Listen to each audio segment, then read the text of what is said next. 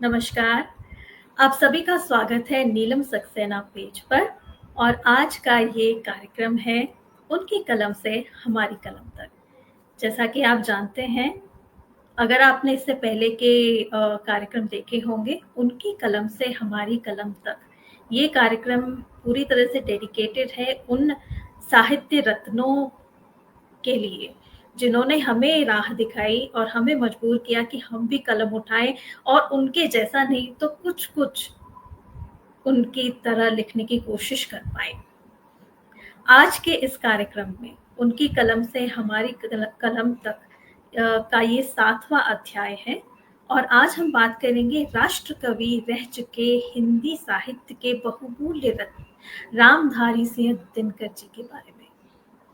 कार्यक्रम में हमें उनके जीवन के विभिन्न आयामों से मिलवाएंगे डॉक्टर कोयल विश्वास। कोयल जी, आपका स्वागत है। जो दिनकर धन्यवाद जी आशा की जी। मुझे बहुत खुशी है कि आपने आज इस कार्यक्रम में मेरा साथ देने का निश्चय लिया।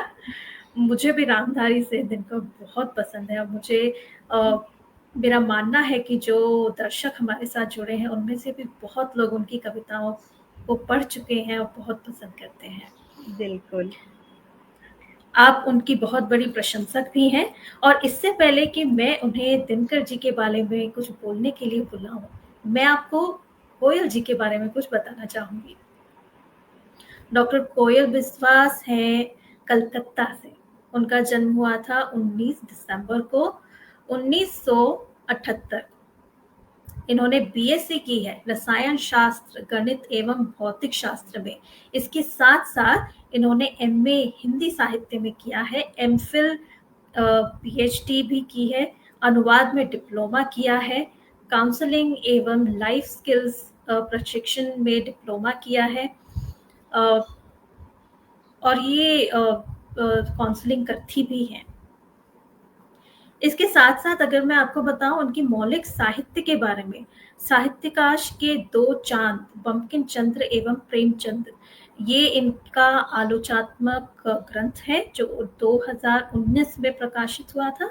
मन की खिड़की कविता संग्रह है, गीली मिट्टी की खुशबू भी कविता संग्रह है, यह तुम्हारा घर नहीं, ये कहानी संग्रह है, मैं इसे पढ़ चुकी हूँ, बहुत ही खूबसूरत कहानियाँ हैं।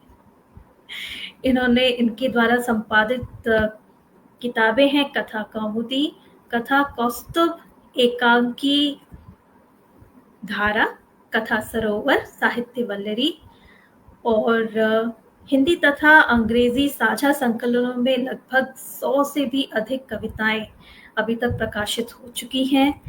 अभी इनके सम्मान में क्या कहूँ।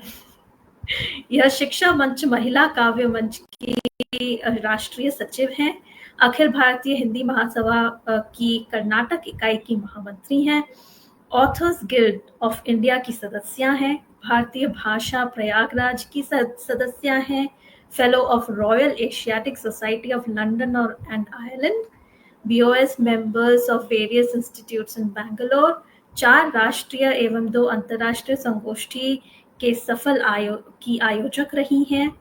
इनकी अनेक कार्यक्रमों में मुख्य वक्ता, विशिष्ट वक्ता एवं अध्यक्ष के रूप में प्रतिभागिता रही है और क्यों ना हो, इतने इस तरह की नॉलेज, इस तरह के जिसकी शिक्षा हो, वो क्यों नहीं होगा इस तरह के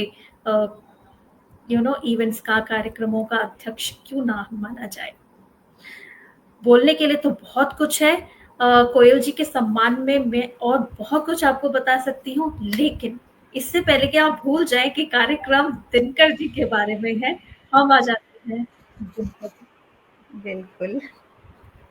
रामधारी सिंह दिनकर।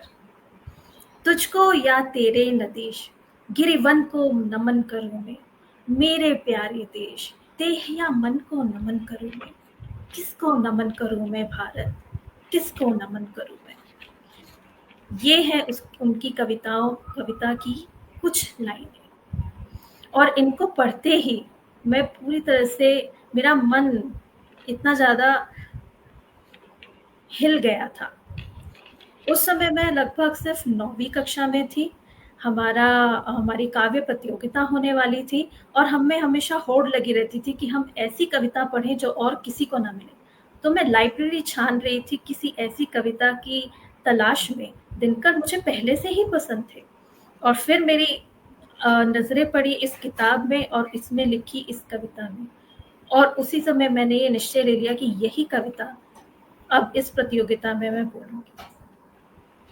इतना जोश मुझे पढ़ते-पढ़ते ही आ गया था कि स्टेज पे जाने के बाद मुझे पता था कि मुझे कोई नहीं रोक पाएगा। ऐसे थे वो।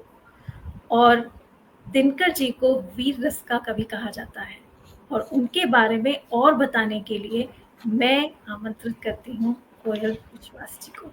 मुझे पता है वो दिनकर जी के बारे में बोलने के लिए अपने आप को रोक रही थी। मैं उन्हें और 2 मिनट नहीं कहूँगी। कोयल जी, मंच आप। जी जी, बहुत बहुत धन्यवाद। शुभ संध्या। नीलम सक्सेना जी के पेज पर आज हम लोग ये कार्यक्रम कर रहे हैं। आशा जी, आपका बहुत बहुत धन्यवाद कि आपने मुझे बुलाया। और जी, मैं दिनकर जी की बहुत बड़ी प्रशंसक हूँ, मैं बहुत बड़ी फैन हूँ। और आपने जो जो कहा है मेरे बारे में, आप मान के चलिए, जो साहित्यकार है, जो बड़े बड़े लोग हैं, जब हम उनको पढ़ते हैं ना, कहीं न कहीं एक प्रतिबिंब उनका हमारे मन पे बैठ जाता है, एक छवि बैठ जाती है। और हम भी ना उनका जाने-अनजाने में हम उसका अनुकरण करने लगते हैं। हम उनको ना कॉपी करने की कोशिश करते हैं, क्योंकि हम जिसके फ़ैन होते हैं, ये ज़बरदस्त एक ना, वो क्या कहते हैं ना, जुनून सा होता है। और सच मानिए, जिस वीरस की के बारे में आप बात कर रहे थे, ऐसे कवियों की गिनती बहुत कम है। तो मैं अपने दर्शकों को शुरू से शुरू करती हूँ, उनके जन्म और उनकी जो जीवन है, और उसके बाद हम जानेंगे कि उनकी रचनाओं के पीछे वो कौन-सा भाव था, वो कौन-सा जुनून था, जिसके चलते उन्होंने ज़बरदस्त उनके जो खंड काव्य है, जिसकी उन्होंने रचना की है। क्योंकि मैंने भी कॉलेज में उनके द्वारा रचित 2 खंड काव्य को पढ़ाया है, रश्मि रथी और कुरुक्षेत्र। और पढ़ाते समय मैंने वो रस मेरे स्टूडेंट्स की आँखों में भी देखा है। पढ़ाते-पढ़ाते, पढ़ते-पढ़ते जो एक ना अपने रगों में वो गर्मी, खून में वो गर्मी हमने महसूस जोश। की है। बिल्कुल, जोश, हाँ। तो आइए हम जानते हैं ओज के कवि, वीर रस के कवि, आधुनिक कवि, हम कह सकते हैं कि छायावाद के जो 4 स्तंभ है, ठीक है? उनसे हटकर अगर हम, ये 4 थे एक स्तंभ बनाने वाले, मगर रामधारी सिंह दिनकर तो अपने आप में ही एक युग थे। उन्होंने अपनी चंद रचनाओं से ऐसे ऐसे एक युग की प्रतिष्ठा की, एक ऐसे विचारधारा की प्रतिष्ठा की, जो आज भी प्रासंगिक है और वो हमेशा प्रासंगिक रहेगा। तो रामधारी दिनकर जी का जन्म, आशा जी, जैसे आपने बताया होगा, शायद 23 दिसंबर 1908 को हुआ था। तो यहाँ पे वो इनको ना, सबसे सुंदर बात ये है कि बेगूसराय जिले के सिमरिया गांव के एक ब्राह्मण परिवार में ये जन्मे थे। और इनके बाल्यकाल से ही इनमें ये ओज की प्रवृत्ति बहुत तगड़ी रही है। तो हमेशा से ही उनके मन में एक राष्ट्रवादी विचारधारा पनपने लगा था। आप समझ सकते हैं, 1908 को जन्मे दिनकर जी ने उस भारत को देखा जिसमें सब लोग एकदम राष्ट्रीयता के आग में जल रहे थे। लोग जो है एक तरह से भारत को स्वाधीन बनाने की होड़ में थे।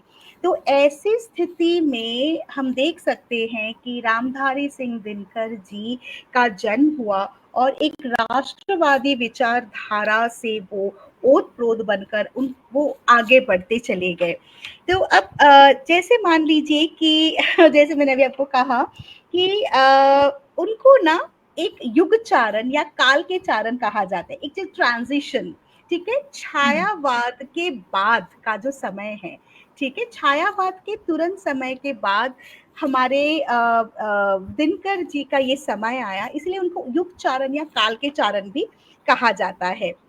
अब हम उनकी कविताओं में क्या-क्या देखते हैं, उसमें ओज है, विद्रोह है, आक्रोश है और एक क्रांति की पुकार है।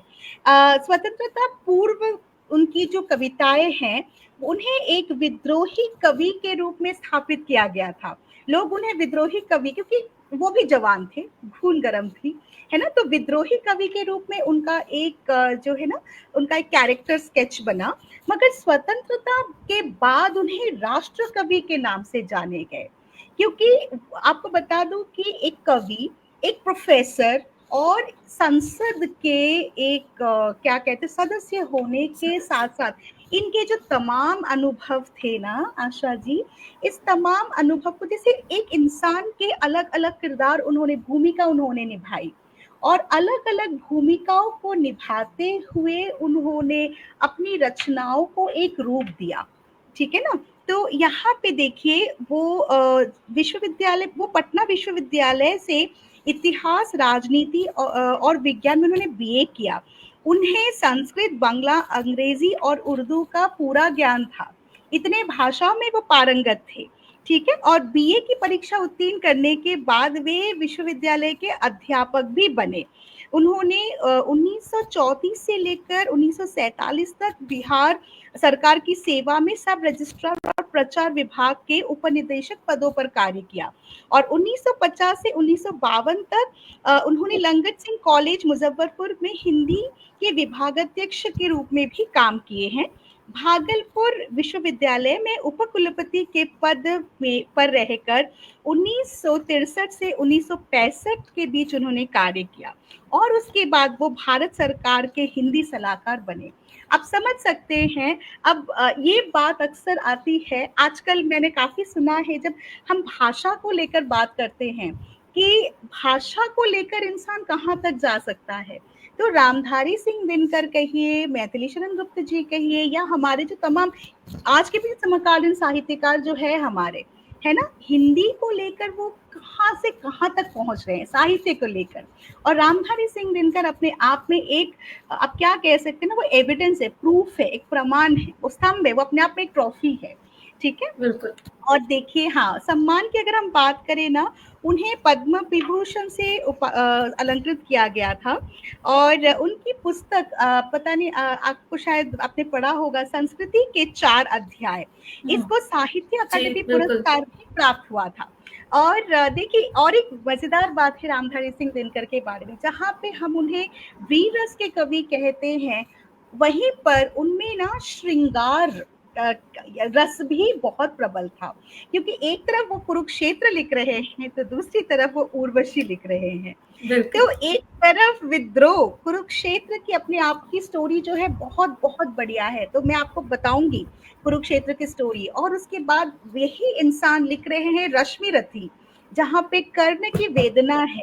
तो एक इंसान अपने वीर रस को बरकरार रखते हुए उसमें किस तरह वो एक श्रृंगार रस के भी रचना का वो कविता की वो रचना कर रहे हैं। और मान के चलिए, जब उन्होंने संस्कृति के 4 अध्याय, ये किताब मेरे पास है, मैंने कुछ पढ़े हैं वहां से, और मैंने ये महसूस किया कि सचमुच आज भी अगर हमें हिंदी साहित्य के बारे में कुछ सीखना है, संस्कृति के 4 अध्याय, भारत की संस्कृति के बारे में, हमें ये किताब पढ़नी चाहिए। बहुत बहुत बहुत इम्पोर्टेंट किताब है और इसको लिखने वाले हमारे रामधारी सिंह दिनकर जी है। और अब अगर मैं आपको अब बात करूं उनके कुरुक्षेत्र की, आशा जी, ये बहुत ही रोचक कहानी है कुरुक्षेत्र की रचना के पीछे। कुरुक्षेत्र की रचना हुई थी 1946 में, सेकेंड वर्ल्ड वॉर, द्वितीय विश्व युद्ध के बाद, है ना, ये महायुद्ध हाँ। जो लड़ी गई थी उसके बाद की ये रचना है। यानी कि उस दौरान 1939 से 1945 के 1949। बीच ये लड़ाई हाँ। लड़ी गई और उस समय भारत स्वाधीन नहीं थे, भारत से लोगों को, सेना को भेजा गया था। और ये युद्ध एक, हमें हमें पता है, जब जब युद्ध होता है, चाहे वो किसी भी देश में हो, दुनिया के किसी भी कोने में हो, बस वो विध्वंसी लाता है। दिनकर जी ने इस समय को देखा, उन्होंने विटनेस किया और उन्होंने कुरुक्षेत्र की रचना की। कुरुक्षेत्र इतना ज्यादा प्रसिद्ध बना कि वो विश्व के 100 सर्वश्रेष्ठ काव्यों में उन उसको उस रचना को 74th, है ना, 74th हाँ। स्थान उसे मिला है। हाँ, वो इतना प्रसिद्ध है। और कुरुक्षेत्र की जो कथा है ना, ये ऐसे कहानी की शुरुआत होती है। ये एक सेकंड चार्ज में लगा देती हूँ। हाँ, तो यहाँ पे कुछ इस प्रकार से ये क्रम जाता है कि युधिष्ठिर युधिष्ठिर वॉर खत्म हो गई है, चारों तरफ लाशें बिछी हुई है, और यहाँ खड़ा है युधिष्ठिर। युधिष्ठिर खड़ा होकर सोच रहा है, ये मैंने क्या कर दिया, क्या ये वजह है मेरी इस जंग, मतलब मेरे स्वार्थ से क्या ये युद्ध लड़ा गया।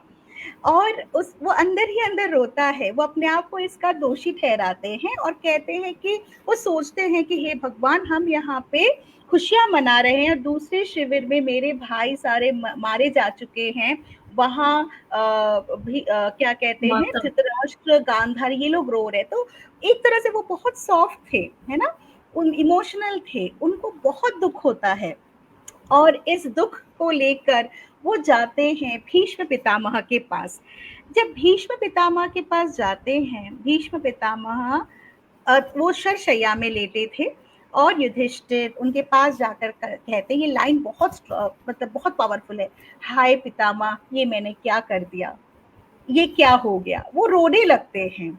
और पितामह जो है वो अपने दिल के सारे जो है ना दर्द, दुख दर्द, ये दुर्योधन चला गया है, दुर्योधन अब अ, अ, उस पार चला गया है, वहां से देखकर वो हंस रहा है। एक सेकेंड, एक सेकेंड, एक सेकेंड।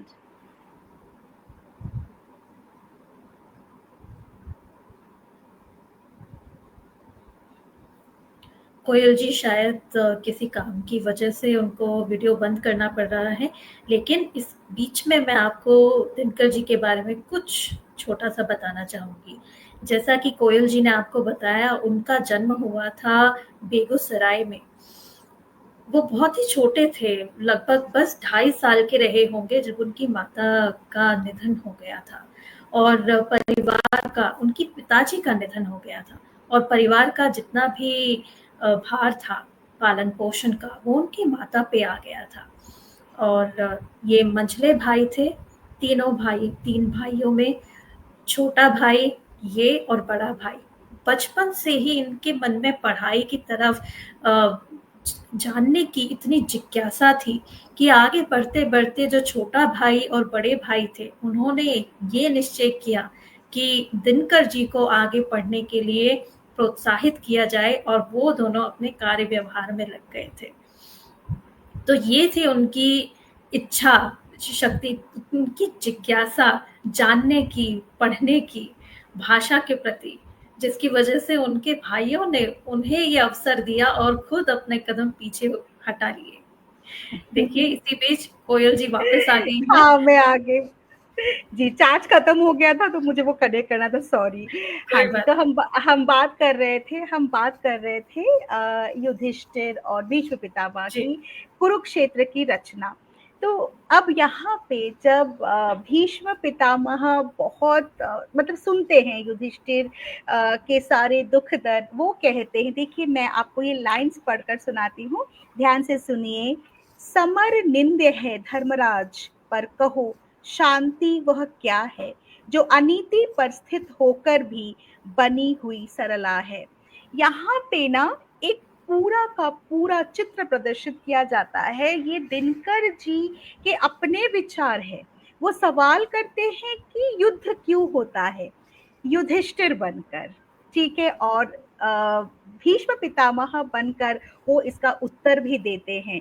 एक डुअल कैरेक्टर वो यहाँ पे प्ले कर रहे हैं, आशा। और इसको पढ़कर इतना सुंदर लगता है कि यहाँ पर हम सब कहते हैं कि युद्ध जो है वो एक निंदनीय चीज है, मगर कभी कभी अनीति को शांत करने के लिए, धर्म की प्रतिष्ठा करने के लिए युद्ध जरूरी है।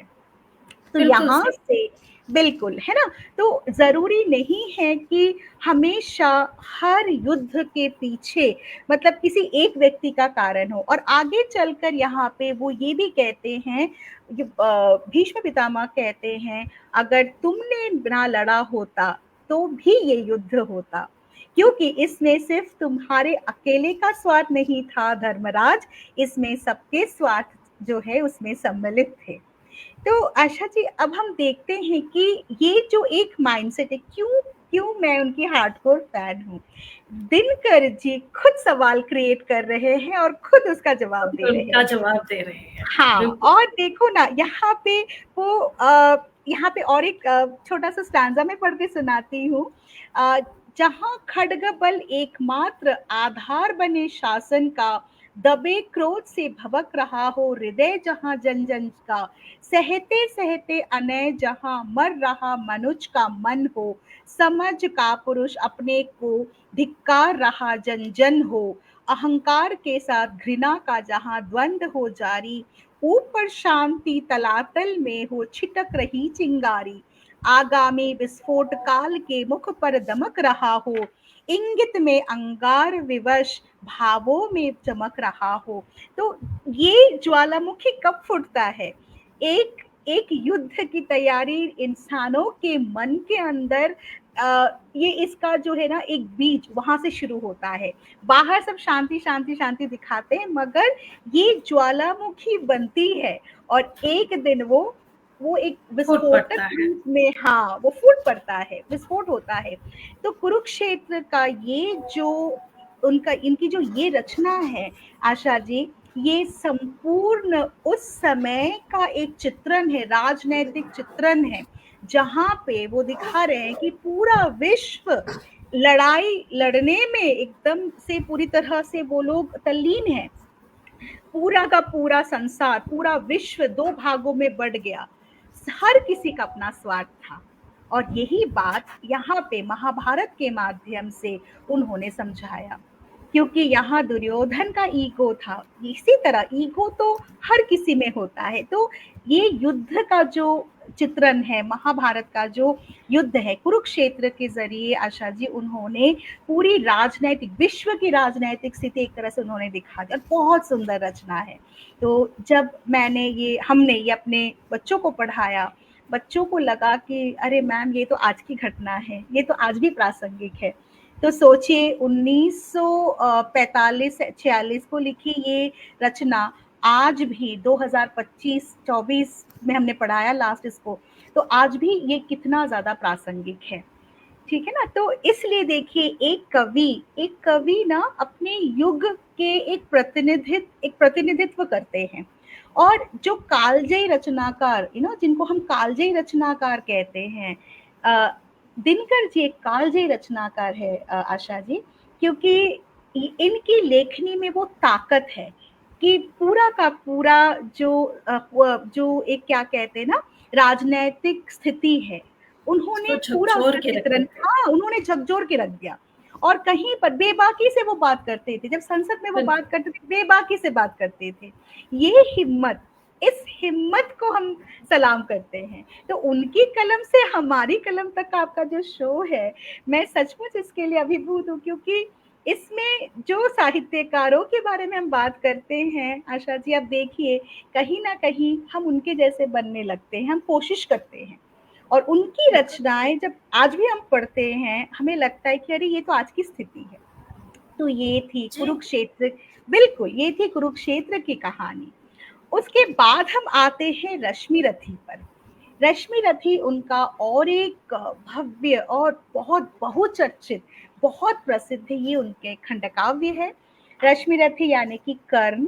कर्ण पर ये उनकी रचना है। तो कर्ण की कहानी क्या है? तो यहाँ पर आपने पढ़ी होगी आशा जी का ये रश्मि रथी, अगर आपने ना, शायद आपने पढ़ी होगी, हाँ जी, क्योंकि आप भी उनके बहुत बड़े फैन हैं, आपने मुझे बताया था। मैं तो वही कहने वाली थी कि रश्मि रथी तो काफी बहुत लोगों ने पढ़ी है, लेकिन बहुत लोगों कुरुक्षेत्र ने कम लोगों ने पढ़ी है। तो मुझे बहुत बिल्कुल। अच्छा लगा आपसे कुरुक्षेत्र के बारे में सुनना।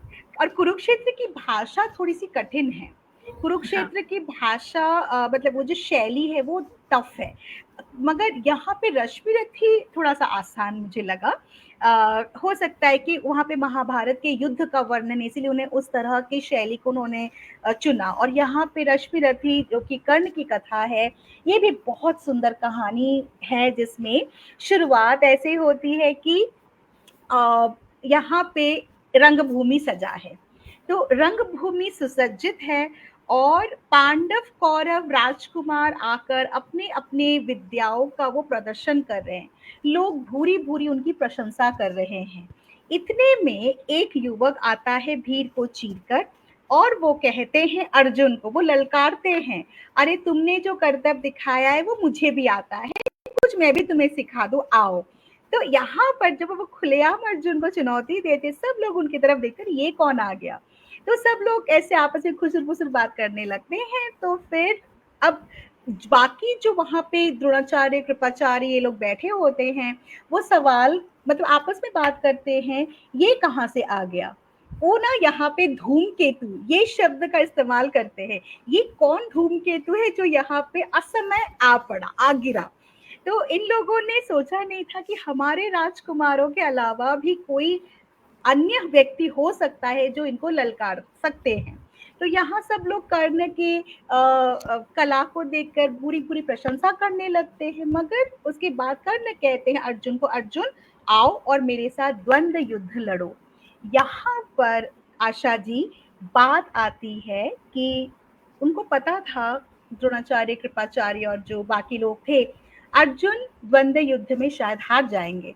तो तुरंत वो क्या कहते हैं, रुको रुको, पहले अपनी जाति बताओ, नाम बताओ, तुम कहाँ से आए हो, कौन तुम्हारे पिता है, कौन तुम्हारे माता है।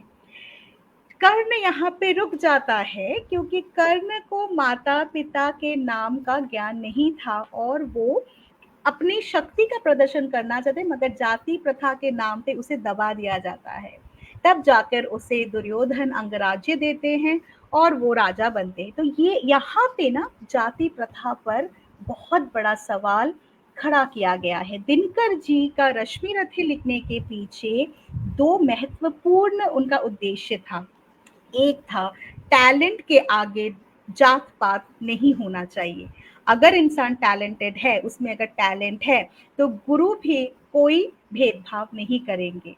और दूसरा था कि यहाँ पे कर्ण का अपना सैक्रिफाइस, कर्ण का अपना कर्तव्य बोध, वो इतना कर्तव्य बोध था उनमें कि अंत में रश्मि रथी के अंत में जब कुंती आकर कहती है कि तुम ही तो मेरे बेटे हो, कृष्ण भी कहते हैं, कृष्ण कहते हैं, कुंती कहते, मगर वो कहते हैं कि नहीं, मैं जान चुका हूँ, मगर अब मेरा कर्तव्य है मेरी दोस्ती निभाना।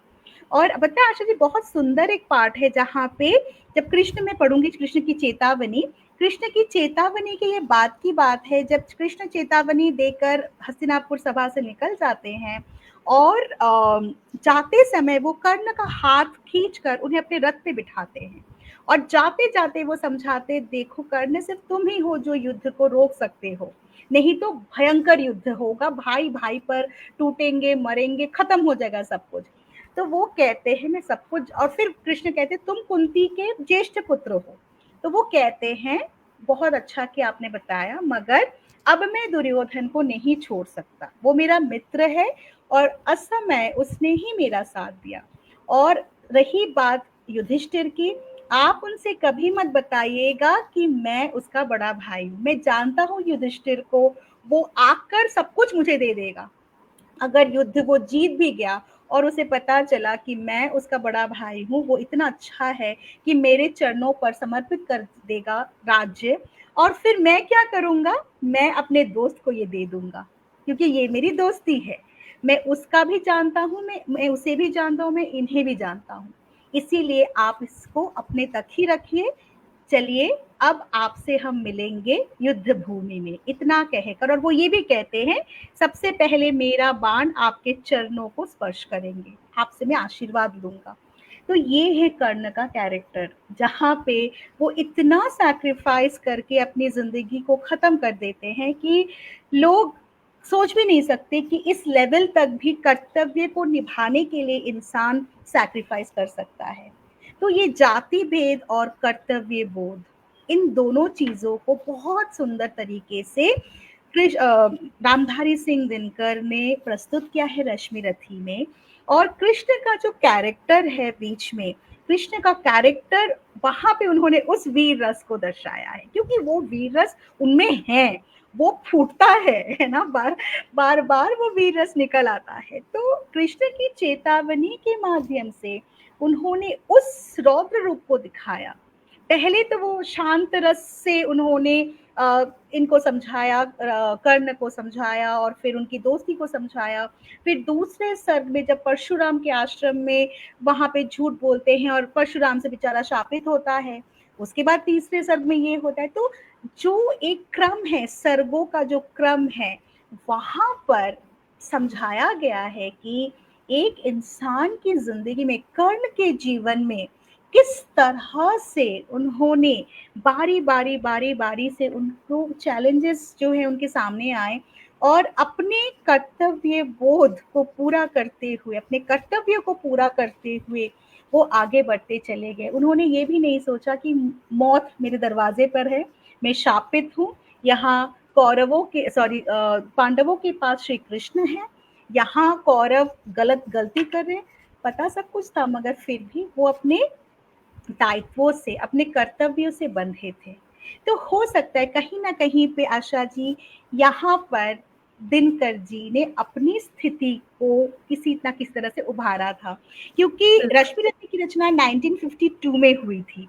और जैसे मैंने कहा, 1952 में जब भारत का प्रथम संसद का निर्माण हुआ, उन्हें राज्यसभा का सदस्य चुना गया और वो दिल्ली आ गए। ठीक है, तो कहीं ना कहीं देखिए 1952 से लेकर उनका जो ये पॉलिटिकल लाइफ है, वहां उन्होंने बहुत कुछ देखा। तो ये जो बंधे रहने की जो स्थिति है, या अपने कर्तव्य को जो निभाने की स्थिति है, हो सकता है कहीं ना कहीं पे दिनकर जी ने खुद कुछ चीजों को महसूस किया, मगर बंधा हुआ महसूस किया, खुद को बंधा हुआ उन्होंने महसूस किया। और ये होते हैं, एक जैसे मैंने आपको कहा था, साहित्यकार के कलम में इतनी ताकत होती है, वो कुछ बहुत लिखते हैं मगर हाँ, समझने वाले समझ जाते हैं। तो ये हैं, जैसे आपका ये शीर्षक है ना, उनकी कलम से हमारी कलम तक, तो ये जो कलम की धार है वो उनकी रचनाओं में हमें दिखाई देती है। और हमारे पास समय है आशा जी? बिल्कुल कोयल जी, मैं बोलने वाली थी कि हमने इतना अभी कुरुक्षेत्र और रश्मि रथी के बारे में सुन लिया है, और आपने कितनी प्यार से उसका वर्णन किया और दिनकर जी के भावार्थ को दर्शकों तक पहुंचाया। अब मैं चाहूंगी कि आप उस कविता को हमारे साथ साझा करें। मैं तरस रही हूँ वो सुनने के लिए आपसे। जी, तो ये वीर रस प्रधान कविता है, मैं कोशिश करती हूँ इसको वीर रस में ही मैं सुनाऊं। बिल्कुल। ये है, ये बेसिकली तृतीय सर्ग से लिया गया है, रश्मि रथी के तृतीय। ये किताब मेरे पास है, मैंने कहाँ रखी है, हाँ मैं ये लेकर बैठी हूँ। ठीक है, ये मेरी फेवरेट किताब है, रश्मि रथी के तृतीय सर्ग से। और मेरी कुरुक्षेत्र की किताब बहुत बुरी तरह से फट चुकी है, क्योंकि मैंने इसको इतना पढ़ा, इतना पढ़ाया, वो दिखाने लायक नहीं है, पेजेस एकदम निकल आए। चलिए, तो कृष्ण की चेतावनी, तो ये पार्ट है वहां जब श्री कृष्ण हस्तिनापुर आते हैं और दुर्योधन से कहते हैं, इनका वनवास पूरा हुआ, अज्ञातवास पूरा हुआ, अब तुम इन्हें अपनी उनकी संपत्ति वापस दो, चलो आधी नहीं तो 5 गांव दे दो। मगर दुर्योधन इतना हठी था, इतना हठी था कि उन्हें कुछ भी नहीं देना था अपने भाइयों को। ठीक है, लूटा उन्होंने सब कुछ, मगर देना उनको कुछ नहीं था। तो यहाँ पर जब कृष्ण आकर वो सुलह कराने की कोशिश करते हैं, हर युद्ध, जैसे मैंने कहा कुरुक्षेत्र में जहाँ पे कहा जाता है, भीष्म पितामह जैसे कहते हैं युधिष्ठिर से, सबसे पहले युद्ध से पहले द्विधा लड़ती है, हमारे मन के अंदर द्विधा है। रश्मि रथी में आते आते हम देखते हैं कि श्री कृष्ण को आभास था कि ये इतना हठी है, इतना ईगो है इसमें, ये तो युद्ध करके छोड़ेगा। ठीक है, चलो किसी ना किसी तरह हम यहाँ पे समझौता करते हैं। तो वो कहते हैं कि हाँ भाई कम से कम 5 गांव दे दो। दुर्योधन वो भी नहीं देंगे और उल्टा वो हरि को बांधने जाते हैं। कहते हैं चलो हम इसको पकड़ लेते हैं, ठीक है। इतना मति भ्रष्ट हो गया था दुर्योधन का। तो उसके बाद यहाँ पे कृष्ण अपना विराट रूप दिखाते हैं, एकदम वो क्रोधित हो जाते हैं। उनको इतना गुस्सा आता है, कहते हैं कि ये क्या है, ठीक है। और वो अपना विराट रूप प्रकट करते हैं और वो चेतावनी देते हैं। तो ये बहुत फेमस है। जब हम दिनकर जी की रचनाओं की बात करते हैं, कृष्ण की चेतावनी मैं पढ़कर सुनाती हूँ, सुनिए। वर्षों तक वन में घूम घूम बाधा विघ्नों को चूम चूम, सह धूप घाम पानी पत्थर, पांडव आए कुछ और निखर। सौभाग्य ना सब दिन सोता है, देखे आगे क्या होता है। मैत्री की राह बताने को, सबको सुमार्ग पर लाने को, दुर्योधन को समझाने को, भीषण विध्वंस बचाने को, भगवान हस्तिनापुर आए, पांडव का संदेशा लाए। दो न्याय अगर तो आधा दो, पर इसमें भी यदि बाधा हो, तो दे दो केवल 5 ग्राम, रखो अपनी धरती तमाम। हम वही खुशी से खाएंगे, परिजन पर असी ना उठाएंगे। दुर्योधन वो भी दे ना सका, आशीष समाज की ले ना सका, उल्टे हरि को बांधने चला, जो था असाध्य साधने चला। जब नाश मनुज पर छाता है, पहले विवेक मर जाता है। कितना जबरदस्त लाइन है। बिल्कुल। हरि ने भीषण हुंकार किया, अपना स्वरूप विस्तार किया, डगमग डगमग दिग्गज डोले, भगवान कुपित होकर बोले, जंजीर बढ़ाकर साध मुझे, हाँ हाँ दुर्योधन बांध मुझे। ये देख गगन मुझ में लय है, ये देख पवन मुझ में लय है, मुझ में विलीन झंकार सकल, मुझ में लय है संसार सकल। अमरत्व फूलता है मुझ में, संहार झूलता है मुझ में। उदयांचल मेरा दीप्त भाल, भूमंडल वक्ष स्थल विशाल। भुज परिधि बंध को घेरे हैं, मैनाक मेरु पग मेरे हैं। दीप्ते जो ग्रह नक्षत्र निकर, सब है मेरे मुख के अंदर। दृग हो तो दृश्य अकांड देख, मुझ में सारा ब्रह्मांड देख। चर अचर जीव जग शर अक्षर, नश्वर मनुष्य सुर जाति अमर। शतकोटि सूर्य शतकोटि चंद्र, शतकोटि सरित शर सिंधु मंद। शतकोटि विष्णु ब्रह्मा महेश, शतकोटि जिष्णु जलपति धनेश। शतकोटि रुद्र शतकोटि काल, शतकोटि दंडधर लोकपाल। जंजीर बढ़ाकर साध इन्हें, हाँ हाँ दुर्योधन बांध इन्हें। भूलोक अतल पाताल देख, गत और अनागत काल देख। ये देख जगत का आदि सृजन, ये देख महाभारत कारण। मृतकों से पटी हुई भू है, पहचान इसमें तू कहाँ है। अंबर में कुंतल जाल देख, पद के नीचे पाताल देख। मुट्ठी में तीनों काल देख, मेरा स्वरूप विकराल देख। सब जन्म मुझी से पाते हैं, फिर लौट मुझी में आते हैं। जिह्वा से करती ज्वाल सघन, सांसों में पाता जन्म पवन। पड़ जाती मेरी दृष्टि जिधर, हंसने लगती है सृष्टि उधर। मैं जब ही मूंदता हूँ लोचन, छा जाता है चारों ओर मरण। बांधने मुझे तू आया है, जंजीर बड़ी क्या लाया है। यदि मुझे बांधना चाहे मन, पहले बांध अनंत गगन। सूने को साध ना सकता है, वो मुझे बांध कब सकता है। हित वचन तू नहीं तूने माना, मैत्री का मूल्य ना पहचाना। तो ले मैं भी अब जाता हूँ, अंतिम संकल्प सुनाता हूँ। याचना नहीं अब रण होगा, जीवन जय या कि मरण होगा। टकराएंगे नक्षत्र निकर, बरसेगी भू पर वही प्रखर। फन शेष नाग का डोलेगा, विकराल काल मुंह खोलेगा। दुर्योधन रन ऐसा होगा, फिर कभी नहीं जैसा होगा। भाई पर भाई टूटेंगे, विषवान बूंद से छूटेंगे। वायस श्रृगाल सुख लूटेंगे, सौभाग्य मनुज के फूटेंगे। आखिर तू भूषाई होगा, हिंसा का पर दाई होगा। थी सभा सन्न, सब लोग डरे, चुप थे या थे बेहोश पड़े। केवल 2 नर ना अघाते थे, धृतराष्ट्र विधुर विदुर सुख पाते थे, कर जोड़ खरे प्रमुदित निर्भय, दोनों पुकारते थे जय जय, दोनों पुकारते थे जय जय। ये वाह! है कोई कृष्ण की चेतावनी। कितनी खूबसूरती से आपने सुनाई कविता। एक तो ये है ही इतनी जोशीली, बोलने वाले में तो जोश आ ही जाता है, सुनने वाले में भी जोश भर जाता है। बिल्कुल, क्योंकि ये इतना पावरफुल है। वो कहते हैं कि ऐसा रन होगा जो पहले कभी ऐसा नहीं हुआ। और देखिए, ये मैंने कहा ना आपको कि इसका भी समय है 1952। हमने देखा ये सब ना वॉर से रिलेटेड, यहाँ पे रिलेटेड है। सिविल वॉर हुआ था हमारा। अब देखिए 1947 में जब पार्टीशन हुई थी, है ना, तो यहाँ पे कहीं ना कहीं वो बहुत दुखी थे। क्या बहुत दुखी। मतलब एक एक उनके अंदर ये ना दर्द था उस समय।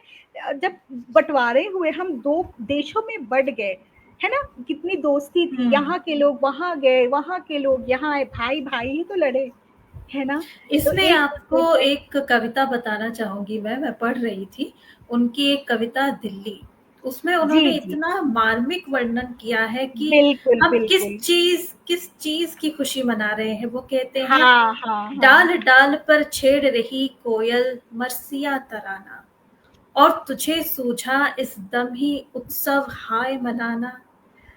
हम धोते हैं घाव इधर सतलज के शीतल जल से, उधर तुझे भाता है इन पर नमक हाय छिड़काना। महल कहाँ, बस हमें सहारा केवल फूंस फास तृण दल का, अन्न नहीं अवलंब प्राण को गम आंसू या गंगा जल का। इतनी ज्यादा मार्मिक उन्होंने वर्णन किया है उस समय का। वो बिल्कुल खुश नहीं थे, जैसा आपने कहा, वो दुखी थे, और उन्होंने उस दुख को अपनी कविताओं में अपने शब्दों से उकेर दिया। और पता है इस कविता की और एक विशेषता क्या है, यहाँ पर दिल्ली के इतिहास के बारे में उन्होंने कहा। दिल्ली यहाँ पे एक बहुत बड़ी बात है, क्योंकि आपने जो कहा ना बिल्कुल सही है। शुरुआत में जो वो मरसिया तराना कहते ना, वो दुख का राग है, ठीक है। तो कोयल जो है उनके मतलब वो सुर में जब बुलाते हैं, या उनका जो कूक है, उससे वसंत ऋतु के आगमन की सूचना, की उसको खुशियों का खुशी एक होता है।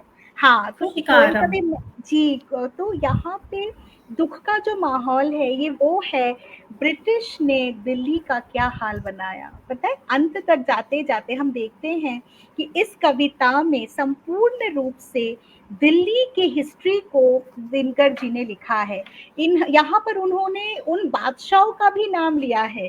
उन्होंने सिराज का नाम लिया है, सिराजुद्दौला का नाम लिया है, उन्होंने शाहजहां का, अकबर का, इन लोगों का नाम लिया है। और किस तरह से दिल्ली को सजाई गई थी, किस तरह से दिल्ली एक ऐश्वर्य का प्रतीक था, मगर किस प्रकार ब्रिटिश के हाथों में वो बिल्कुल, वो उसको बंदी बना लिया गया, उसको तबाह किया गया। और इस बात का उन्हें बहुत दुख था। तो दिल्ली में जैसे ये, और सबसे बात ये पार्टीशन, बिल्कुल आप सही है। पार्टीशन के बाद तो और भी, जब क्योंकि दिल्ली हमारी राजधानी बनी, तो जी। इस ये जो पीड़ा है ना, उनके कविताओं में पूरी तरह से दिखती है, पूरी बहुत तरह से, बहुत बहुत ज्यादा। बहुत ज़्यादा। और उसी तरह मैंने शुरुआत में एक कविता की कुछ पंक्तियाँ पढ़ी थी, किसको नमन करूँ मैं, जो मेरे जी, मन में बहुत बैठ सुंदर है। गई थी। अब उनका देश प्रेम कूट-कूट के इस कविता में भरा हुआ है। तो वो कहते हैं, खंडित है यह मही शैल से, सरिता से, सागर से, पर जब भी दो हाथ निकल मिलते हैं द्वीपांतर से, तब खाई को पाट शून्य में महामोद मचता है। दो द्वीपों के बीच से तो यह भारत ही रचता है। मंगलमय यह महासेतु बंधन को नमन करूं मैं, किसको नमन करूं मैं भारत, किसको नमन करूं मैं। दो हृदय के तार जहां भी जो जन जोड़ रहे हैं, मित्र भाव की ओर विश्व की गति को मोड़ रहे हैं, घोल रहे हैं जो जीवन सरिता में प्रेम रसायन, खोल रहे हैं देश देश के बीच मुंदे वातायन, आत्मबंधु कहकर ऐसे जन जन को नमन करूं मैं, किसको नमन करूं मैं भारत, किसको नमन करूं मैं। वाह, इस कविता के हर एक पैराग्राफ में उनका इतना सारा प्यार भरा हुआ है देश के लिए कि अगर मैं सोचूं कि इतनी लंबी कविता है, मैं कौन सा पैराग्राफ छोड़ दूं, छोड़ ही नहीं सकती। हर एक जो छंद है उसमें इतनी खूबसूरती से उन्होंने वर्णन किया है लोगों का, देश का, भू यहाँ की धरती का, आकाश का, सरिता का, हर बहुत एक चीज सुंदर, का। बहुत बिल्कुल। सुंदर। और देखिए वही तो है ना कि दिनकर जी की खास बात यही है, वो एक प्रखर राष्ट्रवादी, वो राष्ट्र से प्रेम करते थे। और बहुत। उनका ये आक्रोश विद्रोह वही से आया है कि मेरे देश को क्यों लूटा जा रहा है, और जब भारत स्वतंत्र हुआ क्यों मेरा वो सपनों का भारत ऐसा नहीं बना, इसकी परिकल्पना हमने की थी। राइट। तो वो जो देखते इतना ही ज्यादा है। दुख था वो उतनी ज्यादा प्रेम से ही निकला था बिल्कुल कि बिल्कुल। जिससे मैं इतना प्रेम कर रहा हूँ वो दर्द में, दुख में डूबा हुआ है। और कुछ लोग बिल्कुल हैं जो सही। जो जश्न मना रहे हैं, किस चीज का जश्न मना रहे हैं। किसका जश्न बना रहे हैं। हाँ, बिल्कुल। तो देखिए यही है एक सच्चे देशभक्त की ना उनकी फीलिंग्स। और मैं इसलिए इसलिए आशा जी, आप भी बहुत बड़ी फैन है मैं जानती हूँ, दिनकर जी को बिना प्यार करे कोई रह ही नहीं सकता है। जिनको साहित्य से प्रेम बहुत है मुश्किल उनको है। दिनकर दिनकर जी से अनायास प्रेम हो जाएगा, क्योंकि वही उनका प्रेम था भारत। वो इतना प्यार करते थे अपने इस देश को, अपनी मिट्टी को, अपनी भाषा को। और देखिए ना, ये भाषा ही है जो हमें जोड़ती है। आज हिंदी भाषा में इतनी सुंदर उनकी रचनाएं हैं। हम दोनों जुड़े हैं देश के दो प्रांतों से, उनकी कलम ने हमें जोड़ा है ना? तो बिल्कुल नीलम सही। सक्सेना जी के पेज पे जितने भी हम साहित्यकारों की चर्चा करते हैं, हम एक दूसरे से मिलते हैं, ये साहित्य ही है, ये कलम ही है जो हमें जोड़ती है। तलवार हमें अलग करती है ना? बिल्कुल। देश देश को टुकड़े किए हैं, इस पूरे पृथ्वी को काट इसके टुकड़े कर दिए हैं, मगर कलम हमेशा जोड़ती है और तलवार बिल्कुल। हमेशा जोड़ती है। तो कितना कितना ताकत कितनी ताकत होनी चाहिए एक इंसान के कलम में, कि वो आज कभी कभी उसको पढ़कर लगता है कि हाँ भाई, शांति बनाए रखने का पहले प्रयास करते हैं, है ना? दो विश्व युद्ध, महायुद्ध हम देख चुके हैं, तो हमें शांति बनाए रखने की बहुत ज़्यादा ज़रूरत है। तो इन कविताओं को पढ़कर कहीं न कहीं भी ना वो चिंतन मनन, एक आत्म मंथन होता है, आत्मचिंतन होता है कि हमें इस पर ज़्यादा काम करना चाहिए। बिल्कुल। और आपकी इन बातों से मुझे एक और बात याद आ गई। हम जुड़े हैं नीलम सक्सेना जी के पेज के जी, ज़रिए, और हमारा एक ग्रुप है जिसे कहते हैं हम literary warriors group. Warriors group. और लिटरेरी वॉरियर्स ग्रुप बहुत ही सफलता के साथ 2 साहित्य सम्मेलन कर चुका है। एक था दिल्ली में हुआ था पहला साहित्य सम्मेलन, दूसरा साहित्य सम्मेलन पुणे में हुआ था पिछले साल, और बहुत ही शानदार रहा था। और इस साल अक्टूबर के महीने में हमारा तीसरा तीसरा। साहित्य सम्मेलन होगा जिसका नाम है भाषा एंड बियॉन्ड 3.0। अगर आप कवि हैं, लेखक हैं, साहित्य प्रेमी हैं, हमसे जुड़िए। आप हमसे हमारे फ़ेसबुक पेज के थ्रू जुड़ सकते हैं या फिर इंस्टाग्राम पे हमसे जुड़ सकते हैं। आप इस साहित्य सम्मेलन का हिस्सा भी बन सकते हैं। काव्य प्रतियोगिताएँ हैं, कहानी प्रतियोगिताएँ हैं और बहुत कुछ है। अगर आप साहित्य बुक प्रेमी हैं रिलीजेस तो हैं, आपको बुक रिलीजेस हैं, बुक बिल्कुल। रिलीज़ेस हैं। आपको बहुत सारे लेखकों से, नई-नई किताबों से मिलने का मौका मिलेगा, आप ज़रूर आइए। और इसके साथ हम चलते हैं दोबारा रामधारी सिंह दिनकर जी की ओर। बिल्कुल। अब कोयल जी ने हमें इतना कुछ बताया दिनकर जी के साहित्य के बारे में, उनके देश प्रेम के बारे में, और अब तक भी उनकी कविताओं को पढ़ के जो हमारे युवा हैं और हमारे जैसे लोग हैं, वो कितना जोश से भर जाते हैं। एक सोती हुई सी जो देश प्रेम की एक धारा है, वो फिर से जागृत हो जाती है। एक अंधेरे कमरे में फिर से उजाला आ जाता है जब भी उनकी बिल्कुल। कविताओं की बात होती है। और इसी तरह अपने देश प्रेम और देश के प्रति अपना काम करते हुए दिनकर जी हमें छोड़कर चले गए थे 24 अप्रैल 1974 को, और उनका निधन हुआ था चेन्नई में तमिलनाडु में। और उससे पहले, जैसा कि कोयल जी ने आपको बताया, वो राष्ट्रपति रह चुके थे। और राष्ट्रकवि रहने के साथ-साथ उन्होंने भारत सरकार के लिए हिंदी के प्रति बहुत सारा काम किया। आज हम बिल मिले, उनके बारे में इतनी सारी बात की, और हम चाहेंगे कि इस कार्यक्रम के ज़रिए आपको उनकी और सभी किताबों के बारे में पता चले।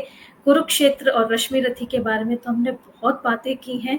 उनकी कविताएँ, जो मुख्य कविताएँ थी, दिल्ली एक कविता नहीं है, दिल्ली दिल्ली अगर मैं कहूँ तो एक संकलन है, जिसमें उन्होंने दिल्ली के बारे में लिखा है। इसमें कई कविताएँ हैं कि मैंने तो आपको सिर्फ एक छंद पढ़ के सुनाया है। और रश्मि रथी और कुरुक्षेत्र तो हैं ही, उर्वशी है जिसमें आप उनकी उर्वशी जिसके लिए उन्हें पुरस्कार मिला था, और बिल्कुल हुंकार, रेणुका, ये उनके प्रसिद्ध काव्य है। प्रसिद्ध काव्य है। और इन सब को पढ़ने के बाद हमें पता चलता है कि उस समय उनका जोश, उनको कहाँ से प्रेरणा मिल रही थी। उस समय का वातावरण जो था, इतने सारे दुख तकलीफों के बीच उन्होंने कलम को हाथ में उठाया, और आज तक वो कलम हमें प्रेरणा दे रही है। बिल्कुल। तो कोयल जी, आज इस कार्यक्रम के लिए मेरा साथ देने के लिए आपका बहुत बहुत शुक्रिया। हमसे जुड़ने के लिए सतिंदर सेठी जी शुरुआत से ही हमारे साथ जुड़ी हुई हैं। जी, कोयल जी, आपने जब कविता पढ़ी तो उन्होंने आपकी सराहना की है, और उन्हें बहुत पूरा ही बहुत धन्यवाद कार्यक्रम बहुत सत्येंद्र अच्छा जी। लगा। और मुझे विश्वास है बाकी दर्शक भी जो बाद में इस कार्यक्रम को देखेंगे, वो आपकी तो सराहना करेंगे ही, और रामधारी सिंह दिनकर जी की और बहुत सारी कविताएं भी पढ़ेंगे। इसी के जी, साथ हमारा कार्यक्रम आता है अंत में। कोयल जी, आप जाते जाते कुछ बोलना चाहती हैं तो मंच। बस जो मैंने कहा कि कलम हमें जोड़ती है, तलवार हमें तोड़ती है। हमें चाहिए कि हम दोबारा एक दूसरे से जुड़े, और ये राष्ट्र प्रेम, ये आपसी प्रेम हम बनाए रखें। आपसी प्रेम और सद्भावना से हम एक सुंदर राष्ट्र का निर्माण कर सकते हैं, और साहित्य ही वो एक कड़ी है जो हम सबको जोड़ती है। तो रामधारी सिंह दिनकर के ये कविता है, कलम या की तलवार। मैं 2 लाइन इसमें से पढ़ती हूँ। दो में से क्या तुम्हें चाहिए, कलम या की तलवार? मन में ऊंचे भाव की तन में शक्ति, विजय अपार। तो यहाँ पे वो चूज करने के लिए कहते, क्या चाहिए तुम्हें, कलम चाहिए या तलवार चाहिए? तो हम भी ये प्रश्न छोड़ के जाते हैं, है ना आशा जी? जब हमारे तक हो तमाम, सकेगा तब तक जी, कलम हमारे हाथ में रहेगी। जी, तो कलम हमारे हाथ में रहेंगे, क्योंकि ये एक सवाल है, ओपन सवाल उन्होंने फेंका है, क्या चाहिए तुम्हें? तुम्हें मन के ऊँचे भाव चाहिए या बहुत सारी शक्ति, शक्ति अपार चाहिए? तो ये आपकी कलम, उनकी कलम से हमारी कलम, देखिए कलम की आपने बात की, उन्होंने कलम पर कितनी बिल्कुल। सुंदर रचना रची है। तो हम डेफ़िनेटली कलम को चुनेंगे, क्योंकि हम साहित्यकारों की प्रेरणा से उनके पथ के अनुगामी हैं, और हम भी कोशिश करेंगे कि हमारे कलम में इतनी ताकत हो कि हम भी कुछ पीछे छोड़ जा सकें। मुझे बिल्कुल बुलाने सही। के लिए बहुत-बहुत धन्यवाद आशा जी, मुझे बहुत अच्छा लगा, और आपने जो धन्यवाद ये कोयल जी। सम्मान दिया, बहुत-बहुत धन्यवाद। सतेंद्र जी, आपका धन्यवाद, नीलम जी आपका धन्यवाद, और जितने भी लोग इस कार्यक्रम को बाद में देखेंगे, आप सभी का धन्यवाद। शुभ रात्रि। शुभ रात्रि।